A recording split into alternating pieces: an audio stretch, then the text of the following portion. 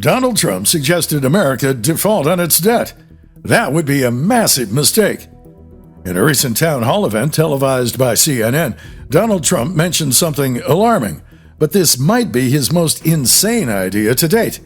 He said that if the Democrats did not give in to Republican pressures for spending cuts, it'd be fine to let the government default on its debt of $31.4 trillion. This type of political brinksmanship is nothing new for Donald Trump, but it shocked financial experts and lawmakers from Trump's party. Negotiations between Republicans and Democrats on Capitol Hill continue to be stuck in the mud ahead of the June 1st deadline to lift the debt ceiling. A default would shut down the government and create a ripple that could result in financial crisis in markets around the world. The value of stocks and bonds would be negatively affected, and ordinary American investors with 401k and IRA accounts would be particularly damaged. Payments to government workers, retirees on pensions, and veterans who look for monthly payments would cease. It could also result in layoffs and lower economic growth, leading to a recession. This glimpse into financial Armageddon happened in 2011, when the government came close to default. The government's credit rating was downgraded, and the S&P 500 dipped 20% that year. Treasury Secretary Janet Yellen has stated a default would cause financial chaos and have an adverse effect on the dollar's prominence as the global reserve currency. This doomsday scenario would begin June 1st if Congress doesn't raise the borrowing limit.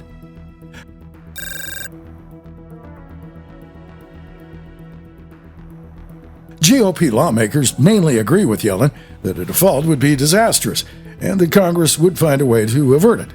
Republicans on Capitol Hill work to create distance between their financial views and Trump's.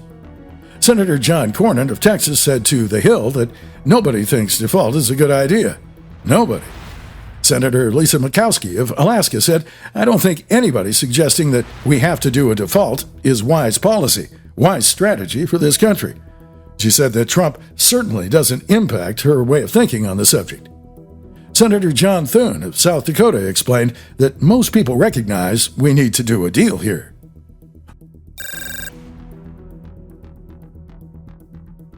On the House side of Capitol Hill, Republicans are confident in the bill they passed that would raise the debt ceiling to $1.5 trillion in exchange for cutting spending by $4.8 trillion. Yet President Joe Biden is not in favor of such a drastic redlining of the government budget. Negotiations between the president and top lawmakers will continue. The talks will likely go down to the wire, as they have done before, although there is likely to be a compromise to avert catastrophe. Trump, as a candidate and not a policymaker, is never afraid to shake up the status quo as he attempts to appeal to his populist base. This take-no-prisoners strategy when going up against Biden is popular with the MAGA faithful, but many of these voters do not likely understand the consequences of a default. They could lose in their investment accounts and perhaps fail to receive government transfer payments that they depend on to pay bills. Of course, Trump made more of a throwaway comment at the CNN town hall. He's known for musing about certain outcomes and playing the provocateur to make headlines. If there were a default, he could point to the chaos and say that he was the kind of negotiator who could have avoided the situation. It's a cynical ploy to get votes, his critics would say. Judging from what Republicans support in the Senate, it appears there's room for compromise coming from the right.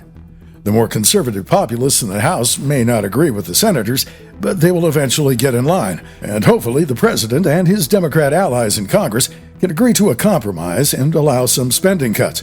Trump's outlier comments on the debt default will then be forgotten. The opinions in this editorial are those of the writer and not necessarily those of this presenter. I am a paid announcer.